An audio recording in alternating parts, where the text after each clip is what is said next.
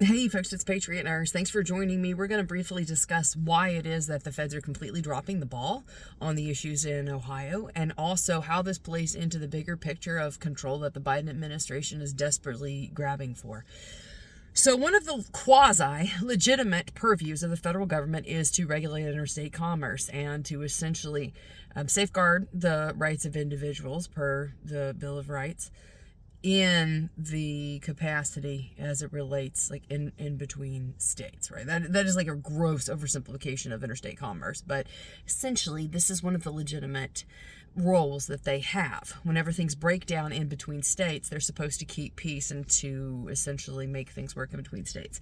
So the issue with the train derailment in Palestine, Ohio, and also the after effects that the Norfolk Southern rail line created have impacted not just Ohio but also Pennsylvania and probably Kentucky amongst other things. So they should be getting involved, but they're not. Now, there are many issues, there are many reasons to support this, not the least of which is gross ineptitude on the level of local governments. That's the thing. But also the hesitance of various governors to allow and to get the feds involved in things that are, currently their purview. But something that we should be paying attention to right now. The Biden administration sent Anthony Blinken to go and flap his trap and essentially posture again against Russia and to speak about the issues with Ukraine.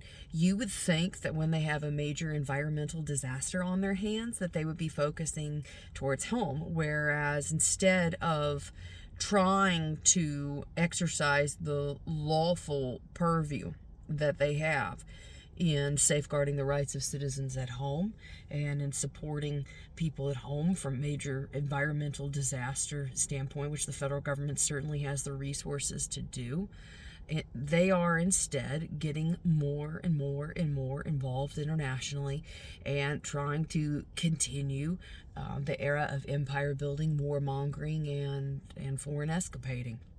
Why is this?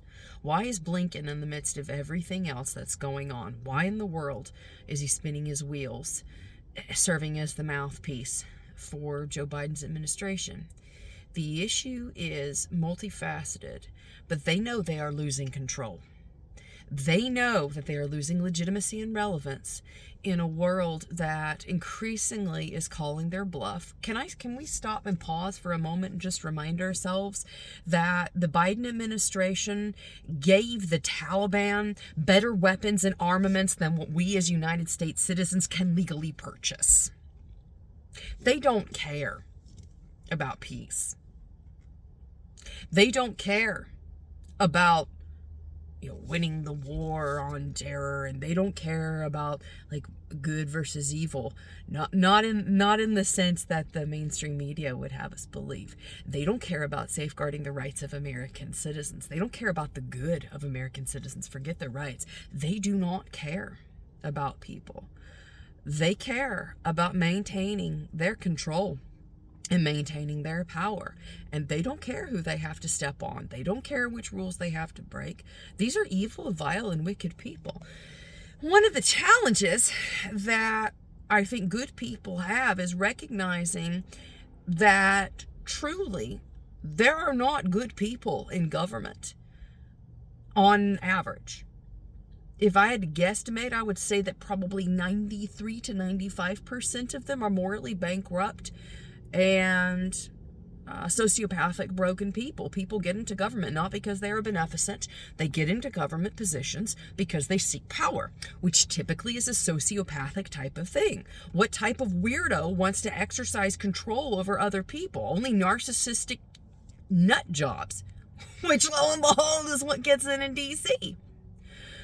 So this goes back to the concept of federalism, meaning the differentiation between the central government and the power that is exercised on the local level.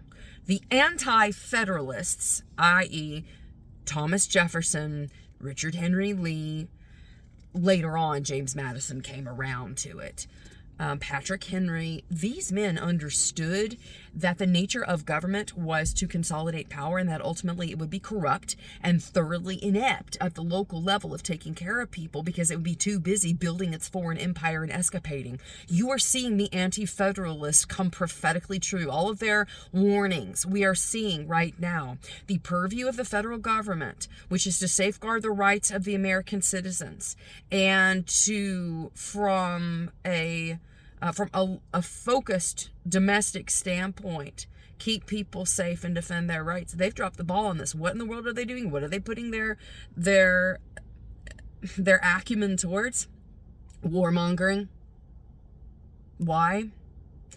If you follow the money, of course, that's always going to tell you where. They make a lot of money. They make a lot of money, and they have a lot of power that's exercised by keeping this nation perpetually at war, and also by flexing NATO. I mean, we are a legacy brand. The United States is a legacy brand. We ain't got it anymore. We are basically the biggest power on the block because we won World War II and we got the rest of Europe indebted to us on American dollars. But I mean, we're not a force for good anymore in the world. That's a really weird thing to say. But if you can't, as a nation, live your brand principles at home, then what exactly are you trying to sell to the rest of the world? Oh, the democracy is the way to go? Well, that obviously did not work in Afghanistan and Iraq. You can't give this to people. That is unfortunately the thing. Like, we have exported dollars and democracy, weaponized dollars and dollar diplomacy, and the idea that democracy is going to work. And when I say democracy, we do not have a democracy. We have a representative constitutional republic. But the political process of exercising an individual's right to vote, to have some type of sway in his or her life, that's what I'm referring to as far as democracy. This doesn't work in the rest of the world. It will not work in places that have not gone through the Enlightenment. So it's going to fail in places like Russia. Russia has never been through the Enlightenment. The areas that the Enlightenment, I'm talking about like from late 1600s, early 1700s forward, this idea that the divine right of kings is not a divine right and that individuals have a sway over their livelihood and they have power to exercise their vote and or their arms when their vote is not being listened to safeguard and defend their rights, namely life, liberty, and property, in the words of John Locke. This stuff never reached Russia. It didn't reach Ukraine. Peter the Great doesn't count.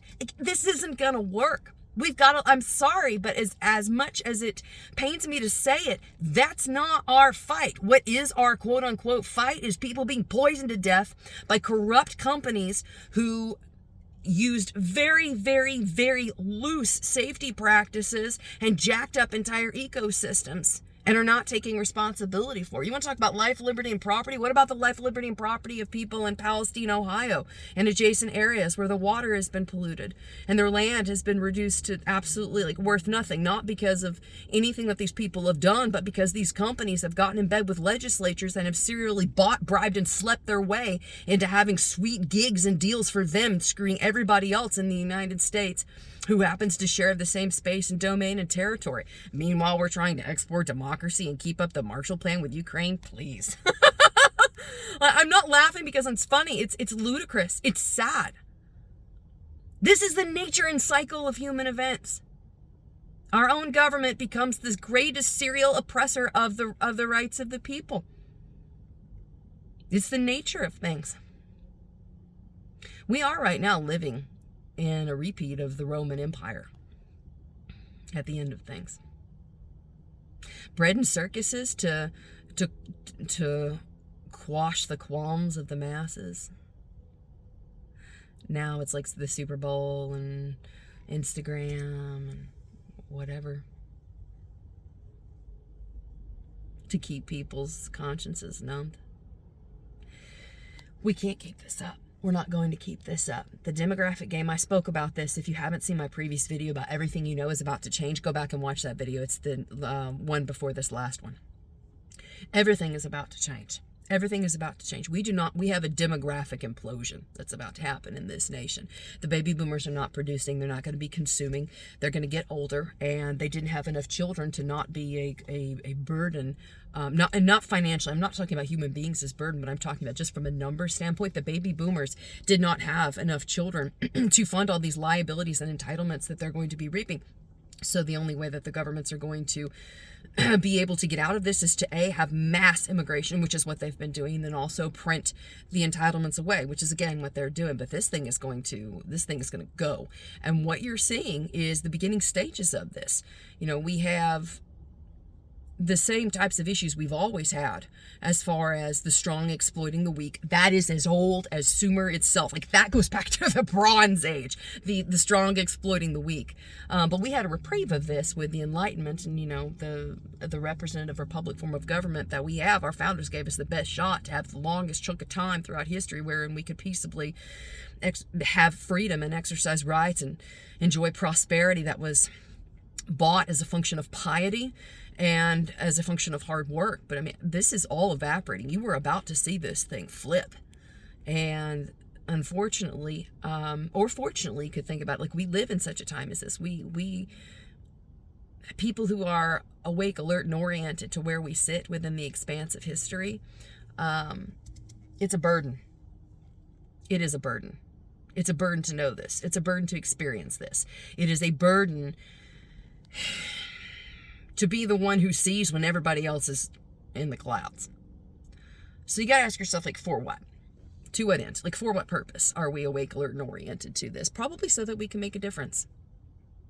A difference in the lives of people who are good people, but who are just overwhelmed with the minutia of life, that they don't have time to prep, they don't have time to, or they can't be bothered to, or like whatever. There are a lot of good people out there who just, and frankly, they just can't deal with it. They do not have the mental faculties. They do not have the emotional reserves to deal with the enormity of this situation. You're watching this, and you're certainly here at this point in the video because you've got it. For whatever reason, you were chosen, you crafted yourself into, and you formed yourself into the type of person who can handle this stuff. So the best thing that we can do is to prepare.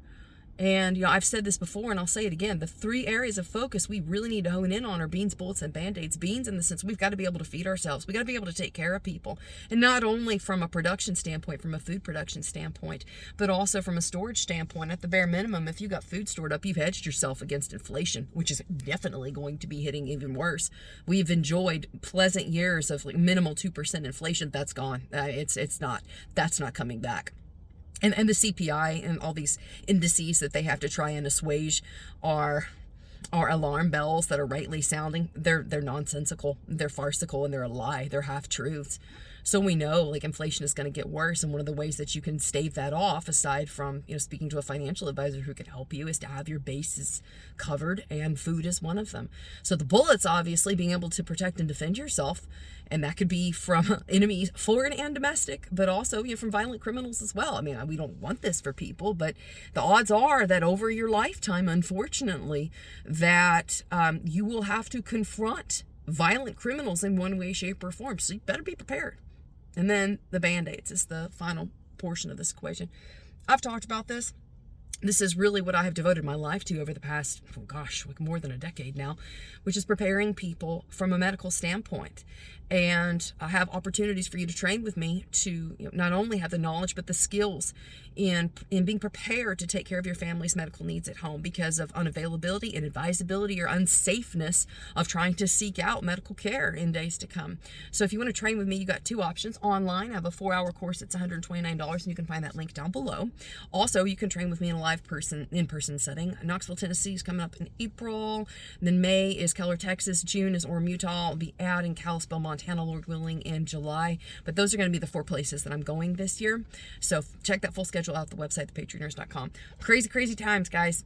Keep your head on a swivel. Stay prepared. Stay prayed up. Hope you have a great weekend. Thanks for watching. Please subscribe. Put the little bell button notification on so you actually get this, and share with people. This information is important. We need to get people squared away and ready. Have a blessed weekend. For now, it's Patriot Nurse signing off, and I'll see y'all later. Bye.